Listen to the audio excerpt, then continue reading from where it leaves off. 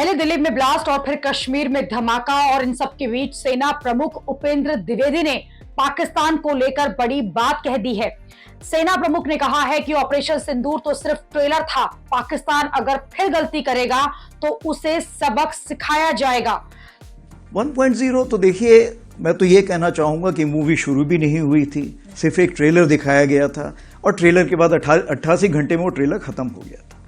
तो आगे आने वाले हालात कैसे होंगे, ये इसके बारे में हम पूरी तैयारी करके बैठे हुए हैं और अगर कोई ऐसा हमें मौका देता है पाकिस्तान, तो हम उसको भरपूर एक शिक्षा प्रदान करना चाहेंगे उसको कि कैसे एक जिम्मेवार नेशन को अपने पड़ोसियों से बिहेव कर। पाकिस्तान को सेना प्रमुख के इस चेतावनी को हाल ही में हुए दिल्ली ब्लास्ट से जोड़ा जा रहा है।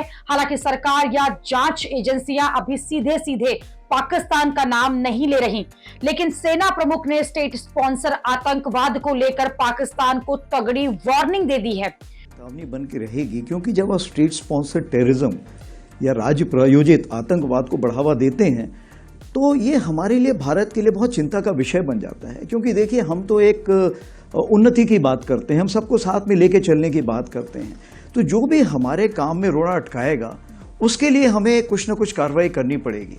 अब जहाँ तक न्यू नॉर्मल का सवाल है, आप देखिए, हमने तो यही बोला है कि पानी और खून एक साथ नहीं बह सकता। Blood and water can't flow together, talks and terror can't be together. यानी बातचीत, संवाद और आतंकवाद एक साथ नहीं चल सकता है।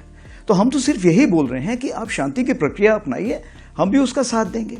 जब तक ये नहीं होगा तब जो आतंकवादी हैं या उनके आका हैं वो हमारे लिए समान मान है। दूसरी चीज ये है, जो भी आतंकवादी को बढ़ावा देगा हम उसको जवाब देंगे और हमारे पास अगर बैरंग चिट्ठी भी आई तो भी हमें पता है कि जवाब किसको देना है, हमें उसकी चिंता नहीं है।